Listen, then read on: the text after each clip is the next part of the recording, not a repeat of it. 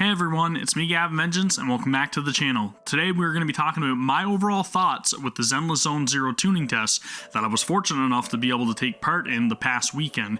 Now the very first thing I do want to get out of the way is that this is just solely based on the closed beta, and this is not indicative of the final launch, so the game may change when it does release, so everything that I do say here, take it with a grain of salt. I don't want to give off any false information, I'm just going based off of what I experienced with this test. So first and foremost, let's talk about the presentation.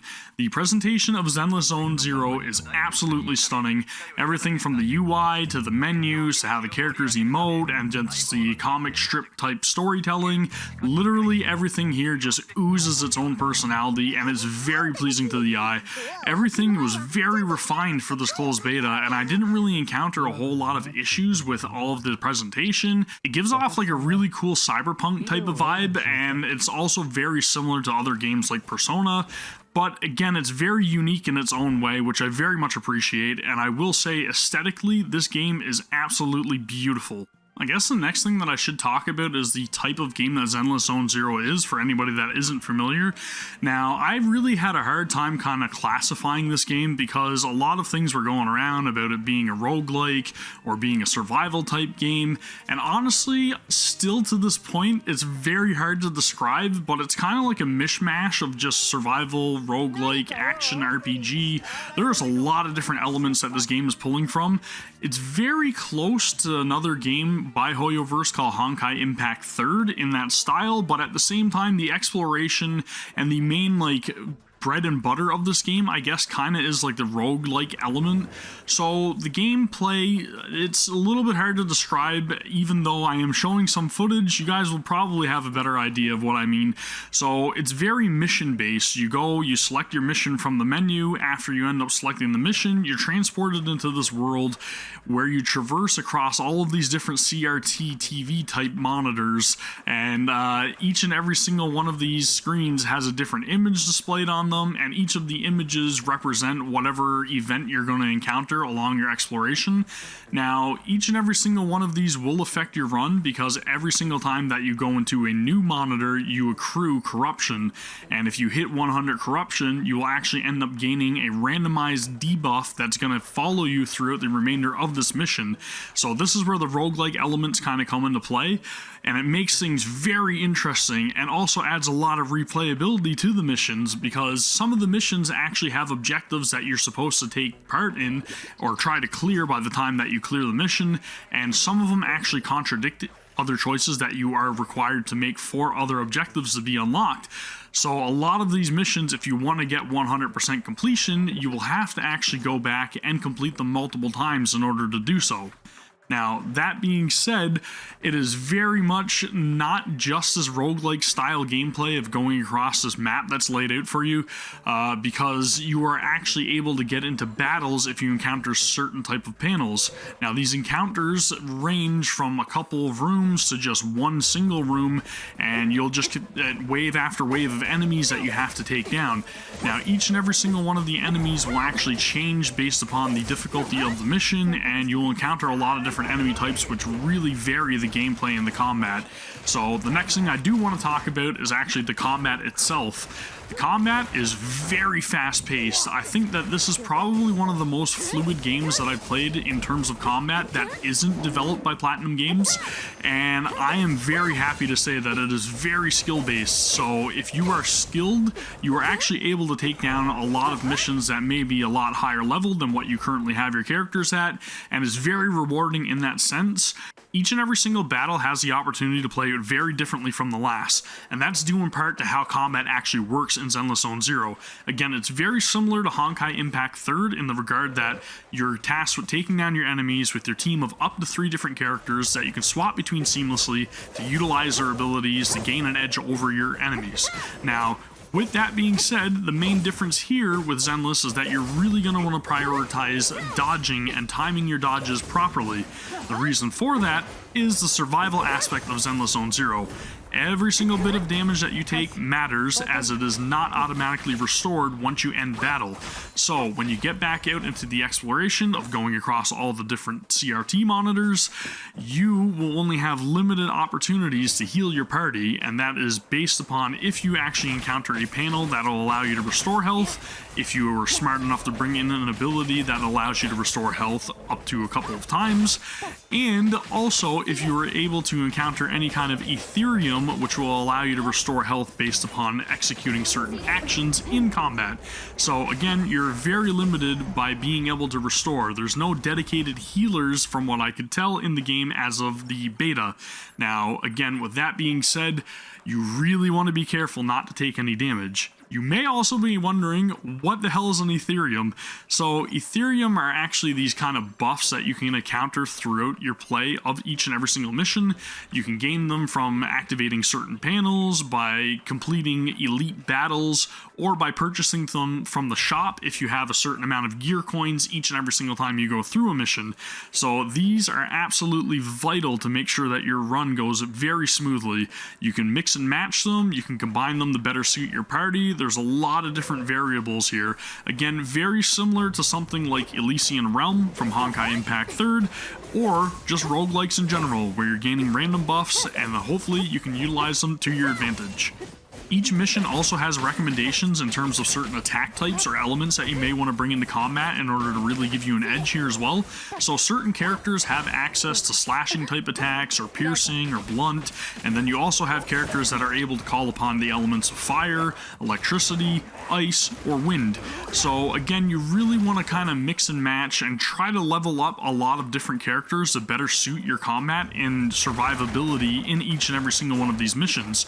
And I really like that about this game because it allows you to experiment with a lot of different team compositions, and that honestly is probably the most fun for me. There's also a combat rating system displayed on the left hand side of your screen in the form of different words, very similar to like Devil May Cry, so it really incentivizes you to do well in combat in order to be able to achieve, like, you know, a higher rating at the end of combat, in which you're given a grade ranging from like a triple S all the way down to like a B or C or something. But anyways, that's really cool because it kind of ties into certain objectives. Like, you may get an objective that'll say, you know, reach the end of the battle with a triple S ranking, and it's really hard to hit that, but again, it really forces you to up your game, which is really damn sick. But at the end of completing a mission, you're given a breakdown of all the various rewards that you accrued throughout your run. So these range from like different currencies to upgrade items, which you can use to power up your characters. Now, these upgrade items can be used to like up your character's level or ascend your characters to unlock a higher level cap. Again, very similar to like Genshin Impact in terms of like character building.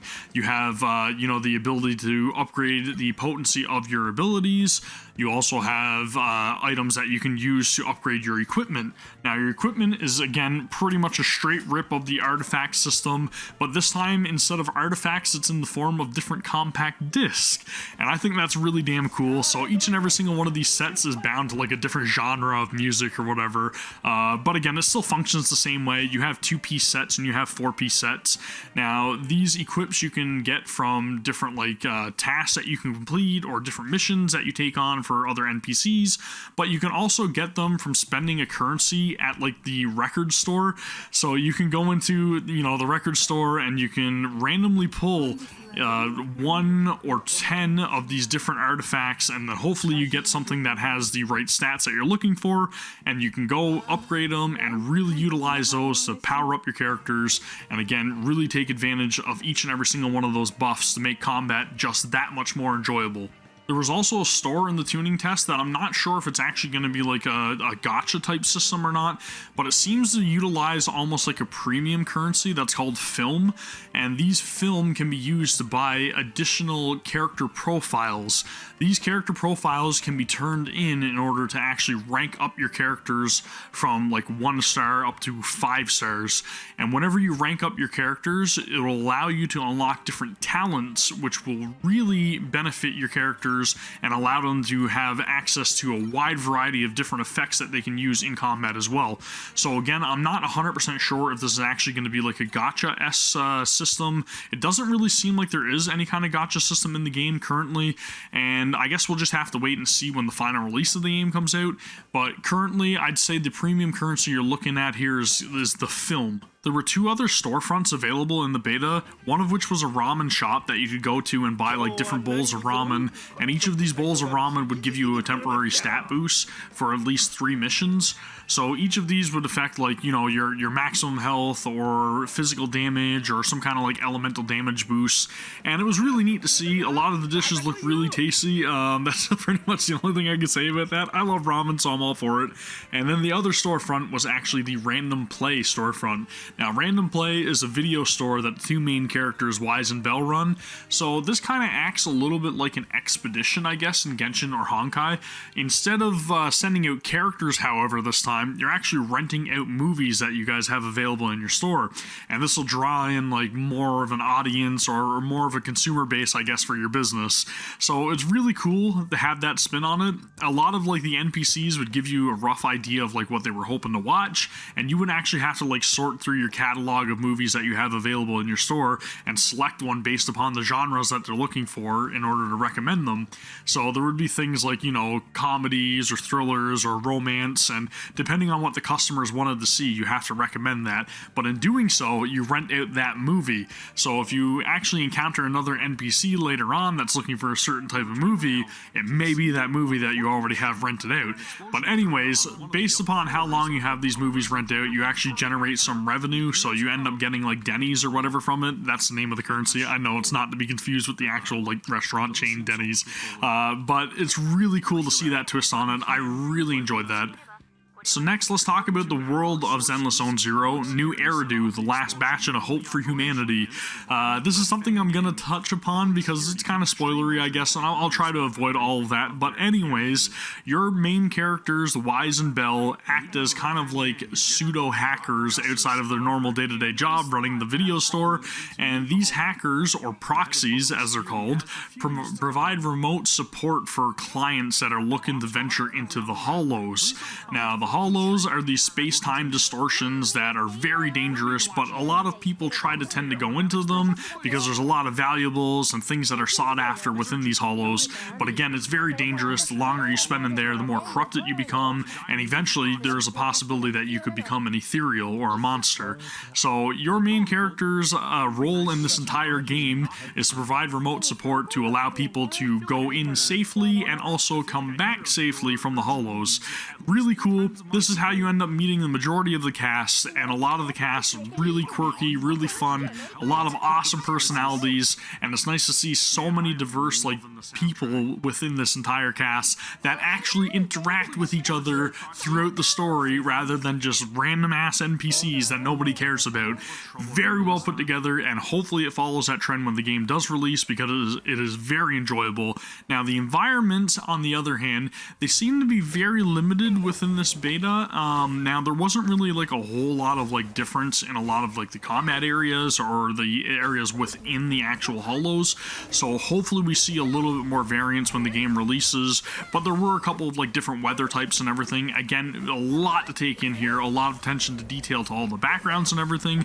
Very, very beautiful game. I can't wait to learn a little bit more about New Eridu, and also again just kind of follow up, hopefully, if the story continues this way when the game launches, to find out more about how Wise and Bell are going to end up getting into certain predicaments and possibly getting out of them. I think it's going to be really damn cool. Anyways, they're just supposed to be trying to remain anonymous because the government really doesn't like the proxies, so to speak. So they're kind of performing like illegal activities deemed by the government. So the characters, again, they really want to try to remain anonymous. And again, it gives me so much hope for the story of this game. And hopefully it stays as engaging as it has been. The dialogue and everything has been on point. There's been a lot of like meme references and just a lot of like hilarious commentary from the characters. characters. So again, I really hope it follows this trend. I can't say anything else but positive stuff about the world of New Eridu. So again, let's talk about how the story is presented really quickly. There are two different ways. Now, the very first way that it's displayed is, again, how I mentioned before, with the comic strip, where it kind of gives you an image of the characters and whatever situation they're in, and there's a couple of like dialogue balloons that pop up showing who's saying what, and it's really great because a lot of this artwork is very much wallpaper worthy. It is very well done, and I think that this is the most effective way I've seen storytelling done in a game recently. Very much appreciated. The other way is more traditional, like visual novel style, where you have a couple of like 3D models of the characters talking on screen with a dialogue box in the middle of them, and it seems like a lot of the dialogue in these situations seems to be a little bit lengthy, so if you guys aren't really into that, luckily there is a skip option, so if you don't care too much about the story, I mean, it's there, I guess, if you want it. Moving on to the next thing, the music, and I don't think I really need to say a whole lot about the music outside of the fact that it is absolutely fantastic. Now, each and every single one of these tracks kind of follows like the hip-hop, dubstep, like techno vibe, and it is incredibly catchy. Like, if this game cannot get you moving, then literally nothing is. Like, you have no soul. This music is absolutely fantastic, and honestly, I can't wait to hear what other tracks that they're gonna end up composing for this game, because seriously, the music has just been running through my head ever since I got into the beta, and I just can't stop bobbing along with it. It's absolutely incredible. I love the soundtrack for this game. 1000%. 10 out of 10, and I am very much looking forward to see where all the audio goes from here on out. Also, speaking of audio, the voice acting.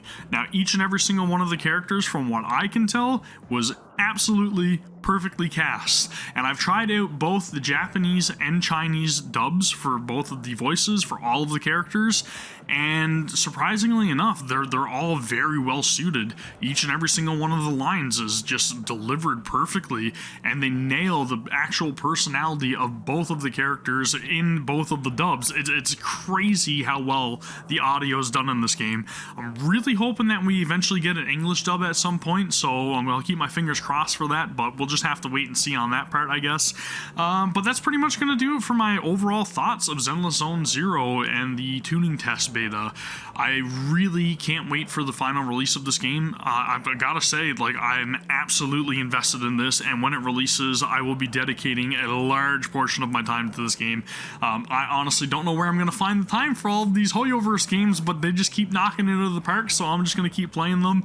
I really hope that this enlightens a lot of you guys who unfortunately weren't able to get into the beta. I'm sure there will be a future beta, or hopefully the release of the game very soon, because this seems absolutely incredibly polished at this point, and it's really surprising. So hopefully a release date is in the near future. If they can keep things going the way that this beta has been, it will be a stellar game. I'm very much looking forward to it. Again, thank you guys very much for watching. If you have at this point, let me know your own thoughts about the game down in the comments below. If you guys have seen any footage, or if you guys were lucky enough to, like myself, to participate in it, I'd very much like to talk more about this game. It is incredible. Thank you guys very much for watching, and I'll see you all for the next one. Take care. Peace.